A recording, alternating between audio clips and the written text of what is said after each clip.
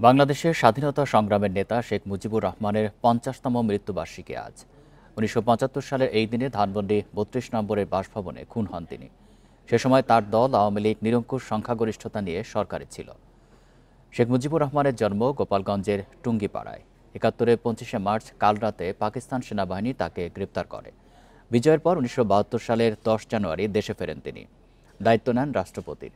ক্ষমতায় থাকাকালে বাকশাল প্রতিষ্ঠার জন্য সমালোচিত হন শেখ মুজিবুর রহমান।